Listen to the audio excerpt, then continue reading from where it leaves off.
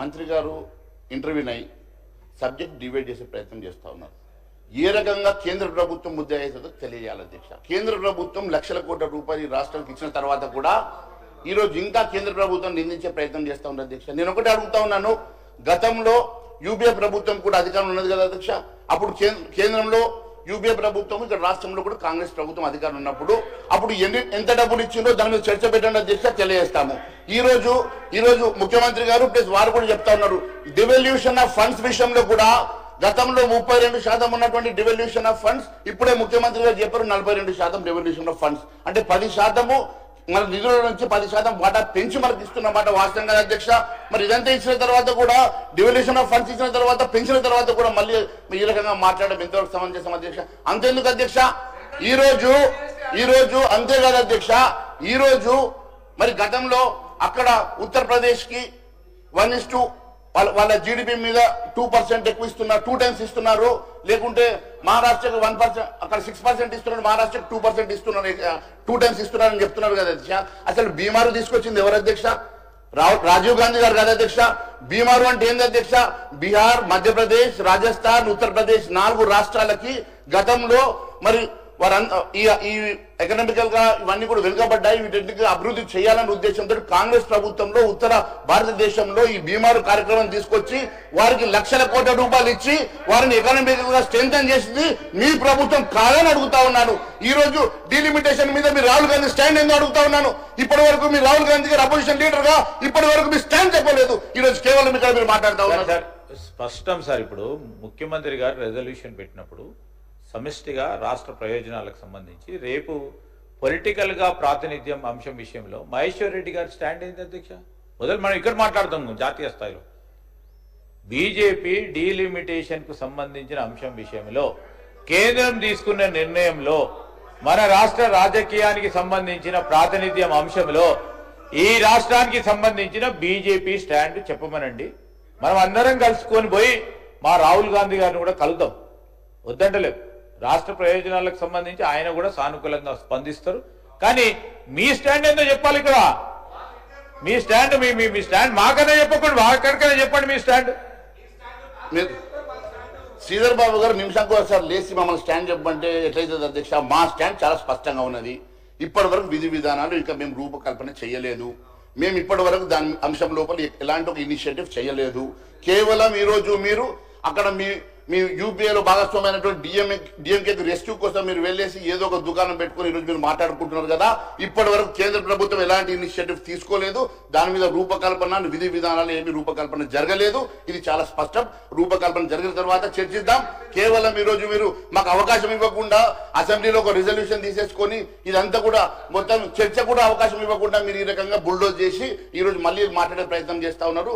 మంత్రి శ్రీధర్ బాబు గారికి నేను దయచేసి ఇది మంచి పద్ధతి కాదు తెలియజేస్తా ఉన్నాను. అంతే కదా అధ్యక్ష. ఈరోజు నేను ఒకటే అడుగుతాను, బడ్జెట్ లో అధ్యక్ష దాదాపు కాకు చెప్పిన రిపోర్ట్ అధ్యక్ష, దాదాపు బడ్జెట్ లో 30% కేవలం వడ్డీలు కట్టడానికే ఈరోజు ఈ రాష్ట్ర ప్రభుత్వంలో ఉన్నటువంటి 30% చేరిందంటే ఏ పరిస్థితుల్లో ఈరోజు మన రాష్ట్రం ఉందో దీన్ని బట్టి అర్థమవుతుంది అధ్యక్ష. దాదాపు 30% మన బడ్జెట్ ఇతర రుణాల మీద వడ్డీ కోసమే మన 30% బడ్జెట్ అమౌంట్ ని కేటాయిస్తా ఉన్నారంటే ఎంత పరిస్థితుల్లో ఈ రాష్ట్రం ఉన్నదో చాలా స్పష్టమైతా ఉంది అధ్యక్ష. దానికి అనేకమైనటువంటి కారణాలు గత ప్రభుత్వంలో అనేకమైనటువంటి కార్పొరేషన్ల ద్వారా 11.5% కూడా వడ్డీలకు తీసుకొచ్చేసినటువంటి పరిస్థితులు మనం చూసాం అధ్యక్ష. అయితే 11.5% వడ్డీలకు తీసుకొస్తే అప్పుడు పిసిసి అధ్యక్షుడిగా ఉన్నప్పుడు ఈ ప్రస్తుత గౌరవ ముఖ్యమంత్రి రేవంత్ రెడ్డి గారు అన్నారు అధ్యక్ష, దీంట్లో అనేకమైనటువంటి అవినీతి ఉన్నది, ఇది విదేశాల్లో అయిపోతే ఉరి తీస్తారని చెప్పారు అధ్యక్ష. మరి వారు ముఖ్యమంత్రి అయినారు, ఏం చర్యలు తీసుకుంటున్నారు? ఈ ముఖ్యమంత్రి అయిన తర్వాత దాని మీద ఇప్పటి వరకు వైట్ పేపర్ రిలీజ్ చేయలేదు. మరి ఇలాంటి చర్యలు తీసుకోబోతున్నారు. మరి మీరు కూడా అదే బాటలో ఎందుకు నడుస్తా ఉన్నారు? మీరు కూడా ఈ రోజు అదే రకంగా వడ్డీలు తీసుకొచ్చేసి అదే రకంగా మీరు ఒకవైపు ఎఫ్ఆర్బిఎం, ఒకవైపు మరి రకరకాల లోన్స్, ఎఫ్ఆర్బిఎం పరిధిలో లేనటువంటి లోన్స్ కార్పొరేషన్ పేరు మీద, వెహికల్స్ పేరు మీద మీరు తీసుకొచ్చేటువంటి లోన్స్ కానీ మరి ఇవన్నింటినీ కూడా మళ్ళీ మీరు కూడా అత్యధిక వడ్డీలకు తీసుకొస్తా ఉన్నారు కదా. కేవలం 15 నెలల్లో 11% కూడా తెచ్చారు మీరు. 15 నెలల్లో మీరు దాదాపు 1,68,000 కోట్ల రూపాయలు తీసుకొచ్చారనంటే 1,63,000 కోట్ల అధ్యక్ష. ఎందుకంటే మొన్న వారు బడ్జెట్ ప్రవేశపెట్టిన తర్వాత మొన్న మంగళవారం కూడా వెళ్ళి తెచ్చుకున్నారు అధ్యక్ష. దాదాపు 6,500 కోట్లు. మొన్న మంగళవారం 1,500 కోట్లు తెచ్చారు అధ్యక్ష. మొన్న మంగళవారం 1,500 కోట్లు తెచ్చారు అధ్యక్ష. ఈ రకంగా ఈ రాష్ట్రంలో ఇప్పటికీ 15 నెలల కాలంలో 1,63,000 కోట్లు అప్పు చేసింది ఈ ప్రభుత్వం అధ్యక్ష. నేను ఒకటే అడుగుతా ఉన్నాను అధ్యక్ష, బాండ్ల రూపంలో మొన్న తీసుకొచ్చినట్టు 6,500తో కలిపి అధ్యక్ష నేను మాట్లాడేది. అయితే తెలంగాణ రైజింగ్ అని చెప్తా ఉంటే దేంట్లో రైజింగ్ అనుకున్నాం, కానీ ఈ రోజు కేవలం అప్పులు తీసుకొచ్చడంలో రైజింగ్ అనేది చాలా స్పష్టమవుతుంది. ప్రజలు గమనిస్తా ఉన్నారు అధ్యక్ష. అందుకే నేను మరొకసారి మీ ద్వారా నేను తెలియాలనుకుంటున్నాను అధ్యక్ష. ప్రత్యేక రాష్ట్రం 2014 ఏర్పడినప్పుడు ఇప్పుడు గౌరవ ముఖ్యమంత్రి గారు కూడా చెప్పిన మాట నేను చెప్తా ఉన్నాను అధ్యక్ష. అప్పుడు ధనిక రాష్ట్రంగా ఉన్నటువంటి మరి తెలంగాణ, ఆ రోజు మిగులు రాష్ట్రంగా ఉన్నటువంటి తెలంగాణ ఈ రోజు లక్షల కోట్ల రూపాయల అప్పులు పాలైందో, గత ప్రభుత్వం చేసిన తప్పిదాల, అది కాళేశ్వరమా, మిషన్ భగీరథనా, మిషన్ కాకతీయనా, ఏదేమైనప్పటికీ కూడా అధ్యక్ష వారు చేసినటువంటి లక్షల కోట్ల రూపాయల మరి విధ్వంసం వల్ల, మరి దాని తర్వాత వారు తీసుకున్నటువంటి అనేకమైనటువంటి మరి డిసిషన్స్ వల్ల కూడా ఈరోజు ఈ రాష్ట్రం అప్పుల కుప్పగా మారితే, మరి దాన్ని గాడిలో పెట్టాల్సినటువంటి మరి ఈ ప్రభుత్వం కూడా అదే తోర నడవడం అనేది బాధాకరం అధ్యక్ష. ఎందుకంటే తెలియక చేసినటువంటి తప్పు కాదు అధ్యక్ష, వీరికి కూడా తెలుసు అధ్యక్ష. ఎందుకంటే ఏ రకంగా ఈ రాష్ట్రంలో అప్పులు ఉన్నాయో తెలిసి వీరు తీసుకున్నటువంటి సంక్షేమ కార్యక్రమాలు కానీ, వీరు చేసినటువంటి మేనిఫెస్టో కానీ అన్ని తెలిసి తీసుకున్నటువంటి మేనిఫెస్టోనే కదా అధ్యక్ష.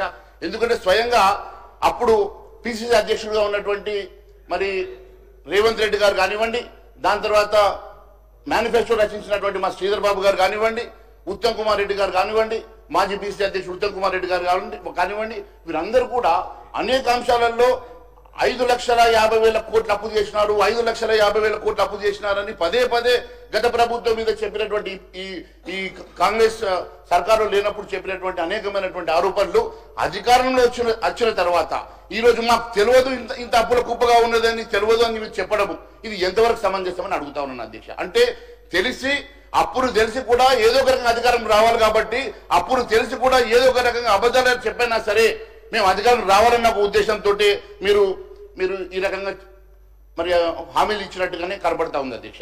ఒకసారి మీరు చూసినట్లయితే అధ్యక్ష, ఇప్పుడు వారు కట్టినటువంటి కాళేశ్వరం ఎక్కడ కూడా మరి కాస్ట్ బెనిఫిట్ రేషియో ఆశాజనంగా లేకపోయినప్పటికీ, మిషన్ భగీరథ కూడా మరి ఏ రకంగా కూడా అది కాస్ట్ బెనిఫిట్ రేషియో మరి ఆశాజనంగా లేనప్పటికీ కూడా వారు అనేకమైనటువంటి తప్పిదాలు చేశారు. అదే బాటలో కూడా మీరు నడుస్తూ ఉన్నారు. తెలియక మేము చేశాము, తెలియక హామీలు ఇచ్చామని తప్పించుకునే ప్రయత్నం దయచేసి చేయవద్దని మాత్రం తెలియజేస్తా ఉన్నాను అధ్యక్ష. ఎందుకంటే ఆ రోజు బీఆర్ఎస్ కూడా చాలా బీరాలు పలికింది అధ్యక్ష. అదే మాదిరిగా మీరు కూడా అదే బాటలో నడవడం ఇది ప్రజలు గమనిస్తా ఉన్న సంగతి నేను తెలియజేస్తా ఉన్నాను అధ్యక్ష. వారు 9 నుంచి 11.5% వడ్డీకి తీసుకొస్తే మేమేం తీసుకోలేదు, మేము కూడా కార్పొరేషన్ల ద్వారా అదే రకంగా వడ్డీ చేస్తాం, మేము కూడా నెలకు 10,000 కోట్ల రూపాయలు, సంవత్సరానికి 12,20,000 కోట్లు, 1,30,000 కోట్లు అప్పు తీసుకొస్తామని మీరు కూడా చెప్పడం అనేది అది మరి ప్రజలు ఎట్టి పరిస్థితుల్లో దీన్ని సమర్థించబోరని చెప్పి నేను తెలియజేస్తా ఉన్నాను అధ్యక్ష. ఎందుకంటే అధ్యక్ష బీఆర్ఎస్ మొదట్లో ఎంత అప్పు చేసిందో కాంగ్రెస్ పార్టీ ప్రభుత్వం వచ్చిన తర్వాత చెప్పలేకపోయింది, వైఫల్యం చెందింది అధ్యక్ష. ఎందుకంటే ఈ రోజు ఏ రకంగానైతే మీరు చెప్తా ఉన్నారో మరి మొదటి బడ్జెట్ రోజు కానీ, మొదటిసారి మీరు అప్పుల అంశంలో మరి చర్చకు వచ్చినప్పుడు కానీ, ఈ రకంగా కాంగ్రెస్ అధికారంలో వచ్చిన కొత్తలో డిసెంబర్ 23 విడుదల చేసిన శ్వేతపత్రంలో రాష్ట్ర అప్పులు 6,71,757 కోట్లను ప్రభుత్వం ప్రకటించింది అధ్యక్ష. ఆ తర్వాత ఫిబ్రవరి 24లో ఓటాన్ అకౌంట్ బడ్జెట్ చర్చల్లో మంత్రి బట్టి విక్రమార్క గారు వెల్లడించిన మొత్తం 7,11,911 కోట్ల అధ్యక్ష. ప్రస్తుత బడ్జెట్ సమావేశంలో గవర్నర్ ప్రసంగానికి ధన్యవాదాలు చెప్తున్న సందర్భంగా అధ్యక్ష, మరి ఈ రాష్ట్ర అప్పు డిసెంబర్ 1, 2023 నాటికి 6,69,257 కోట్లని ఇదిలా ఉండగా చెల్లించాల్సినటువంటి పెండింగ్ బిల్లులు 40,154 కోట్లని, ఇతర పెండింగ్ బిల్లులు 1,09,740 కోట్లని ఇప్పుడు ముఖ్యమంత్రి గారు కూడా మెన్షన్ చేసే సంగతి అధ్యక్ష. అని ఇలా వివిధ సందర్భాల్లో ప్రభుత్వ పెద్దలు వెల్లడించినటువంటి అప్పులు 8,19,151 కోట్లు అని చెప్పారు అధ్యక్ష. మరి గతంలో ఎందుకు మీరు కాంట్రాడిక్టరీ స్టేట్మెంట్స్ ఇచ్చారు? గతంలో ఈ అప్పును వాస్తవంగా ఎందుకు చెప్పలేకపోయినారు? కారణాలు ఏందో మాకు తెలియదు అధ్యక్ష. కానీ మీరు సభలో కూడా ఎప్పుడు కూడా ఇంత స్పష్టంగా ఈరోజు చెప్పినంత స్పష్టంగా గతంలో మరి డిప్యూటీ సీఎం గారు కూడా చెప్పలేకపోయారు, ఫైనాన్స్ మినిస్టర్ గారు కూడా. మరి ఈ రోజు ముఖ్యమంత్రి గారు చెప్తే రాష్ట్ర ప్రజానీకానికి అర్థమైంది 8,19,151 కోట్ల అప్పు ఉన్నదని చెప్పి. మరి గతంలో ఇది ఎందుకు చెప్పలేకపోయినారో అది కూడా మాకు అర్థం కావడం లేదు అధ్యక్ష. బీఆర్ఎస్ చేసిన ఆర్థిక విధ్వంసం కాంగ్రెస్ సర్కార్ ఏం చర్యలు తీసుకోబోతున్నదో ఇప్పటివరకు దాని మీద స్పష్టత లేదు అధ్యక్ష. ఎందుకంటే బీఆర్ఎస్ పాలనలో 11% మరి వడ్డీ రేటుకు కూడా రుణాలు తీసుకున్న సందర్భాలు ఉన్నాయని గత డిసెంబర్లో జరిగిన సెషన్స్ లో సీఎం రేవంత్ రెడ్డి గారే చెప్పారు కదా. మరి అధిక వడ్డీలకు తీసుకొచ్చిన దానికి మీరు ఏ రకంగా మరి దాన్ని మరి మరి రీస్ట్రక్చర్ చేసుకుంటారా, లేకుంటే ఏ రకంగా దాన్ని మరి ముందుకు తీసుకెళ్తారా అనేది, మరి దాని మీద ఏం చర్యలు తీసుకోబోతున్నారనే స్పష్టత లేకుండా మీరు ఏ రకంగా ముందుకు వెళ్తా ఉన్నారనే సంగతి కూడా నేను మిమ్మల్ని మీ ద్వారా నేను గౌరవ మంత్రి గారిని అడుగుతా ఉన్నాను అధ్యక్ష. బీఆర్ఎస్ ఆర్థిక తప్పిదాలను కాంగ్రెస్ సర్కార్ కొమ్ము కాయడానికి వెనుక వేరేమైనా మతలబు ఉందా అనే అనుమానాలు వస్తా ఉన్నాయి అధ్యక్ష. ఎందుకంటే అధ్యక్ష 8 లక్షల కోట్లు దాటిన అప్పు ముఖ్యంగా ఓవర్ డ్రాఫ్ట్లతో ఆర్థిక పాలన నడుస్తూ ఉంది అధ్యక్ష. దాదాపు 120 సార్లు ఓవర్ డ్రాఫ్ట్ కి ప్రభుత్వం పోయిందా లేదా అని అడుగుతా ఉన్నాను అధ్యక్ష. ఈరోజు సోషియో ఎకనామిక్ బుక్ లోనే చెప్తా ఉన్నారు అధ్యక్ష. దాదాపు దీంట్లో 120 సార్లు మీరు ఓవర్ డ్రాఫ్ట్కి వెళ్ళినట్టుగా చెప్తా ఉన్నారు. దీన్ని బట్టి మన ఆర్థిక పరిస్థితి ఏ రకంగా ఉన్నదో చాలా స్పష్టంగా అర్థమవుతుంది అధ్యక్ష. అధిక వడ్డీలకు వెళ్ళినప్పుడు ఓవర్ డ్రాఫ్ట్ మనం తీసుకోగలుగుతాం అధ్యక్ష. సో నేను ఇంకొకటి అడిగేది ఏంటి అధ్యక్ష, కేవలం గతంలో మీరు అనేకమైనటువంటి ఆరోపణలు చేసి ఈ విధ్వంసానికి కారణమైనటువంటి కాళేశ్వరం కానీ, విధ్వంసానికి కారణమైనటువంటి మిషన్ భగీరథ కానీ, మిషన్ కాకతీయ కానీ, వీటన్నిటి మీద చర్యలు తీసుకుంటాం, వీటన్నిటి మీద కూడా ఖచ్చితంగా మేము దాని మీద ఎంక్వైరీ చేస్తామని చెప్పి మరి ఇప్పటి వరకు దాన్ని మేము సిబిఐకి అడిగితే కూడా ఇవ్వకపోవడానికి వెనుక కారణం ఏంటంటే ఖచ్చితంగా మీ మధ్యలో ఏదైనా అండర్స్టాండింగ్ రేపైనా యూపీలో కల్పించుకోవడానికో మీరిద్దరు కలిసి ముందుకు నడవాలన్న ఒక ఆలోచనతోటి మీరు అండర్స్టాండింగ్ నడుస్తున్నారా, లేకుంటే వాస్తవంగా దేనికోసమని 14 నెలలు 15 నెలలు గడుస్తున్నా మరి వాటి మీద ఎందుకు చర్యలు తీసుకుంటలేరని చెప్పేసి మాత్రమే ప్రజలకు అనుమానాలు వస్తున్న సంగతి గుర్తు చేస్తా ఉన్నాను అధ్యక్ష. అంతేకాకుండా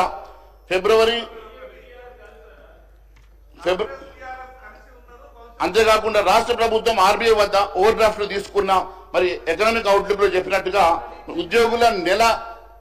ఉద్యోగులకు ప్రతి నెల జీతం ఇవ్వడానికి కూడా 4,000 కోట్ల రూపాయలు ఓవర్ డ్రాఫ్ట్ ద్వారా తీసుకున్నట్లు మరి ఎకనామిక్ సర్వే బుక్ లో మీరు స్పష్టంగా రాయడం, మరి ఈ రకంగా రాష్ట్ర పరిస్థితి ఎట్లా ఉందో అర్థమవుతుంది అధ్యక్ష. అంటే రోజువారీ ఖర్చులకు కూడా వేస్ అండ్ మీన్స్ అడ్వాన్స్ వెళ్లే దుస్థితి మరి రాష్ట్ర ప్రభుత్వానికి దాపురించిందంటే ఎలాంటి పరిస్థితుల్లో ఈ రాష్ట్ర మరి ఆర్థిక స్థితి ఉన్నదో ఒకసారి దీన్ని బట్టి స్పష్టమైతా ఉన్నది అధ్యక్ష. కాంగ్రెస్ ఇచ్చిన ప్రధాన హామీల అమలుకు రాష్ట్ర ప్రభుత్వానికి ఏటా 1,32,000 కోట్లు కావాలి అధ్యక్ష. మళ్ళీ దీంట్లో మరి ఎస్సీ ఎస్టీ బీసీలకు ఇచ్చినటువంటి హామీలు కాకుండా అధ్యక్ష, ఇది కేవలం మీరు ఇచ్చినటువంటి కొన్ని మరి హామీలకు మాత్రమే ఇది 1,32,000 కోట్లు అవసరం పడుతుంది అధ్యక్ష. మీరు ఇస్తామనుకున్నటువంటి మరి ఎస్సీ ప్రతి కుటుంబానికి 12 లక్షల రూపాయలు ఇస్తామన్న సంగతి దీంట్లో మరి మేము జోడించలేదు అధ్యక్ష. అదే మాదిరిగా ఎస్టీలకు ఇస్తామన్నటువంటి 12 లక్షలు కానీ, బీసీలకు ఇస్తామని ప్రతి కుటుంబానికి 10 లక్షలు ఇస్తామన్నటువంటి హామీలను మేము మాట్లాడకుండానే ఈరోజు కేవలం మీరు ఇచ్చినటువంటి హామీలను లెక్క చేస్తేనే 1,32,000 కోట్ల రూపాయలు, దానికి ఏ రకమైనటువంటి ప్రణాళిక ఏర్పాటు చేసుకున్నారు, ఏ రకంగా దాన్ని డబ్బులు సమకూరుస్తారో మరి సభకు ఎప్పుడు చెప్పే ప్రయత్నం కూడా మీరు చేయకపోవడం చాలా బాధాకరం అధ్యక్ష. ఎందుకంటే అధ్యక్ష 200 యూనిట్ ఉచిత విద్య పథకం, గృహజ్యోతికి 2,000 కోట్ల పైగా అవసరం పడుతుంది అధ్యక్ష. అదే మాదిరిగా బస్సు ప్రయాణం వల్ల ఏటా 4,000 కోట్ల అధ్యక్ష. 500కే గ్యాస్ బండ స్కీమ్ కి 700 కోట్ల అధ్యక్ష. తెలంగాణ పేద మహిళల కోసం నెలకు 2,500 ఆర్థిక సాయం చేయడానికి మహాలక్ష్మి పథకంకి 14,000 కోట్ల అవసరం అధ్యక్ష. ఇక రైతులకు రైతు కూలీలకు పెట్టుబడి సాయం కింద ఏటా 12,000 రూపాయలు రైతు కూలీలకు ఇవ్వాల్సినటువంటి డబ్బు కానీ, రైతు భరోసాకి 17,000 కోట్ల రూపాయలు కావాలని అంచనా అధ్యక్ష. మరి రైతు కూలీలకు ఇవ్వాల్సినటువంటి ఆత్మీయ భరోసా, పంట బోనస్ పథకానికి నిధులు ఎలా సమకూరుస్తారు, వ్యవసాయ కూలీలకు 12,000 చొప్పున ఇచ్చే 12,600 రూపాయలు ఏ రకంగా మీరు చేస్తారు, ఇక వరి పంట క్వింటాల్కి 500 బోనస్ ఇస్తామని కాంగ్రెస్ 6 గ్యారెంటీలు భాగంగా మాట ఇచ్చింది. మన రాష్ట్రంలో ఏటా ఖరీఫ్ రబీ సీజన్ లో మొత్తం 1 కోటి ఎకరాల్లో వరి సాగు చేయడానికి మరి గణాంకాలు చెప్తున్నటువంటి మరి దానికి ఇవన్నీ నిధులు అధ్యక్ష. రైతు భరోసా, రైతు కూలీ, ఆత్మీయ భరోసా, వరి పంట బోనస్, ఈ 3 పథకాలకు 42,000 కోట్ల అవసరం అధ్యక్ష. తెలంగాణ సుమారు 35 లక్షల మంది నిరుద్యోగులు ఉంటారు అధ్యక్ష. వారికి నెలకు 4,000 చొప్పున నిరుద్యోగ భృతి ఇవ్వాలంటే 1,400 కోట్ల అవసరం అధ్యక్ష. ఈ లెక్కన మరి నిరుద్యోగ భృతికి ఏటా 16,800 కోట్ల అవసరం అధ్యక్ష. ఇందిరమ్మ ఇళ్ల కోసం మరి 20,825 కోట్ల అవసరం అధ్యక్ష. అంతేకాకుండా సామాజిక పెన్షన్లకు 2,000 నుంచి 4,000 పెంచితే, అలాగే దివ్యాంగులకు 4,000 నుంచి 6,000 పెంచితే ఏటా 30,000 కోట్లు అవుతుంది అధ్యక్ష. అంటే ఈ సంక్షేమ కార్యక్రమం అమలుకి రాష్ట్ర ప్రభుత్వం ఏటా 1,32,000 కోట్ల అవసరం. ఈ నిధులు సమర్చుకునేదానికి మరి ముఖ్యమంత్రి గారు ఆర్థిక పరిస్థితి బాలేదని విషయాన్ని వెల్లడించడం వెనుక ఉన్నటువంటి మతలబు మరి ఈ స్కీమ్స్ అన్నిటినీ కూడా మరి ఎగవేసేటువంటి కార్యక్రమం ఏమైనా చేస్తా ఉన్నారా అనేటువంటి అనుమానాలు మరి రాకుండా పోవడం లేదు అధ్యక్ష. అంతేకాదు అధ్యక్ష, దీంట్లో ఏ పథకాలు మరి కంటిన్యూ చేస్తారు, ఏ పథకాలు మీరు ఎత్తేస్తారో మరి సభకు చెప్తే బాగుంటుందని చెప్పి మేము మనం భావిస్తా ఉన్నాం అధ్యక్ష. రాష్ట్రం అప్పులకు కుప్పగా మారిందని తెలిసి కాంగ్రెస్ అల్వికాన్ని హామీలు ఇవ్వడం ఖచ్చితంగా ఇది ఒక మోసం అవుతుంది అధ్యక్ష. మరి ఇది ఉద్దేశపూర్వకంగా ఇది కుట్రపూరితమైన సామాన్యులను నమ్మించి గొంతుకోయడమే. ఇది ప్రజలు ఎట్టి పరిస్థితుల్లో హర్షించరు. మరి ఖచ్చితంగా తెలిసి చేసినటువంటి హామీలుగానే మేము భావిస్తా ఉన్నాం అధ్యక్ష. ఎందుకంటే భద్రాచలం, ఖమ్మం జిల్లా భద్రాచలం అంబేద్కర్ చౌరస్తాలో జరిగిన కాంగ్రెస్ మీటింగ్ లో హాత్ సే హాత్ జోడో కార్యక్రమంలో ఫిబ్రవరి 15, 2023లో ఆ రోజు మరి ముఖ్యమంత్రి గారితో సహా ఉన్నట్టు ఇప్పుడు ప్రస్తుతం ఉన్నటువంటి మంత్రులు కూడా ఆ రోజు ఇచ్చినటువంటి మరి ఆరోపణలో భాగంగానే మరి ఈ రాష్ట్రం ఆ రోజు 5,50,000 కోట్ల అప్పులు ఉందని మీరు ఇచ్చిన స్టేట్మెంట్ బట్టి స్పష్టంగా మీకు ఆర్థిక పరిస్థితి తెలిసే మీరు హామీలు ఇచ్చిన సంగతి మరి తెలుస్తా ఉన్నదని చెప్పి తెలియజేస్తా ఉన్నాను అధ్యక్ష. అంతేకాదు